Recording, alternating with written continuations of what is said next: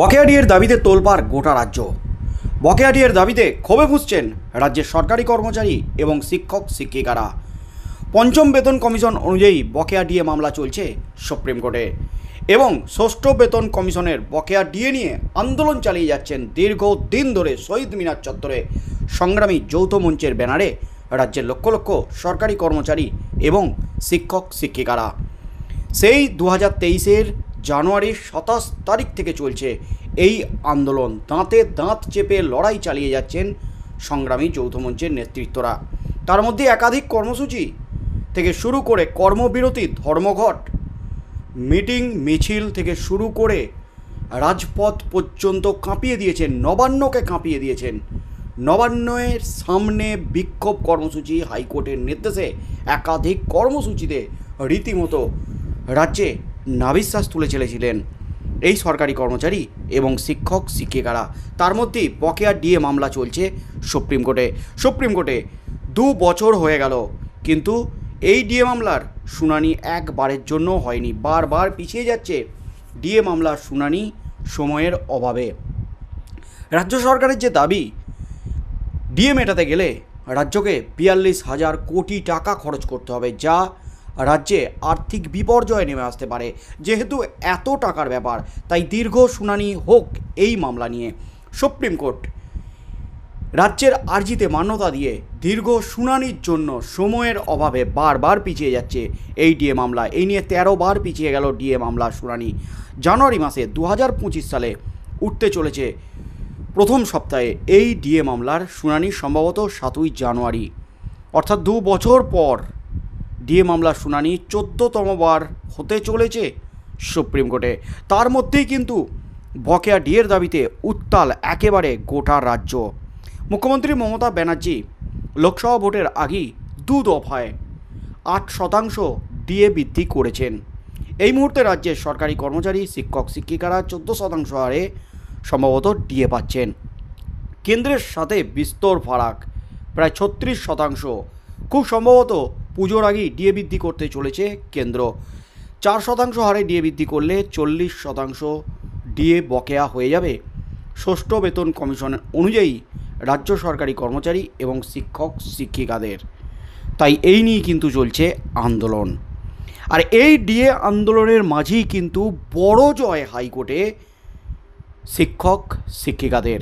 এই মুহূর্তের সবচেয়ে বড় খবর, রাজ্যকে একেবারে চরম নির্দেশ দিয়ে দিলেন বিচারপতি অমৃতা সিনহা।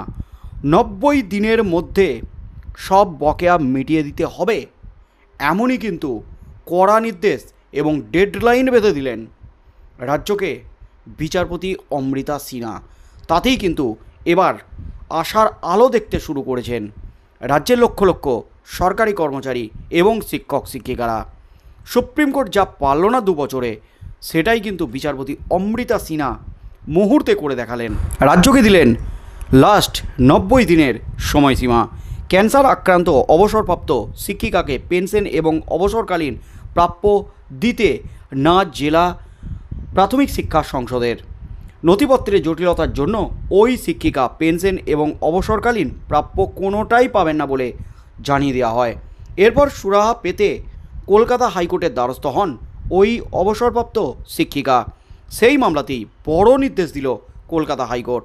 মামলাকারী আরতি রানী বিশ্বাস রাজারহাটের একটি স্কুলে প্রাথমিক শিক্ষিকা ছিলেন। গত নভেম্বর মাসে তিনি অবসর গ্রহণ করেন।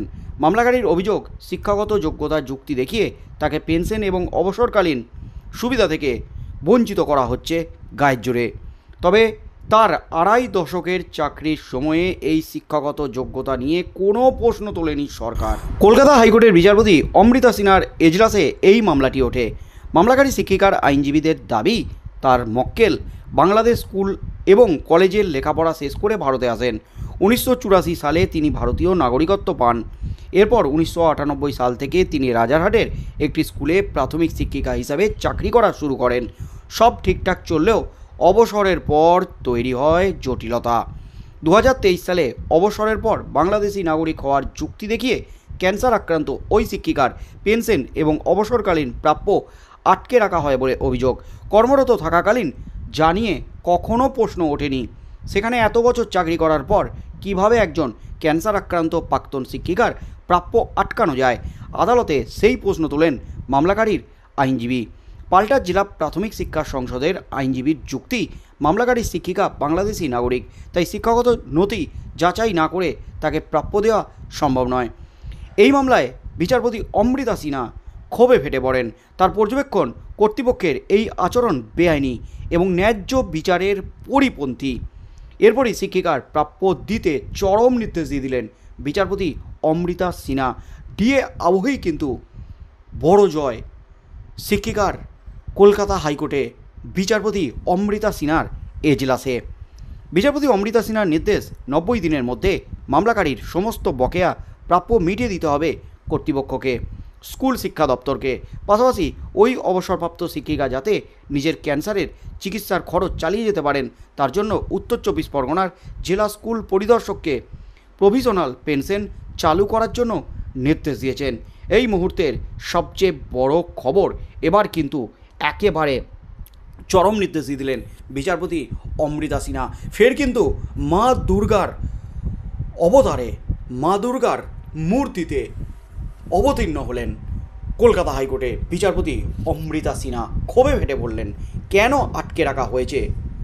প্রায় 2 বছর হতে চলল, কী কারণে ক্যান্সার আক্রান্ত অসহায় একজন শিক্ষিকার প্রাপ্য আটকে রাখা হয়েছে? শিক্ষাগত যোগ্যতার কারণ দেখিয়ে এত বছর যখন চাকরি করলো, সেটা কি চোখে পড়েনি রাজ্য শিক্ষা দপ্তরের? এই প্রশ্নটাই কিন্তু উঠে গেছে হাইকোর্টের। তখন কেন বলা হলো না?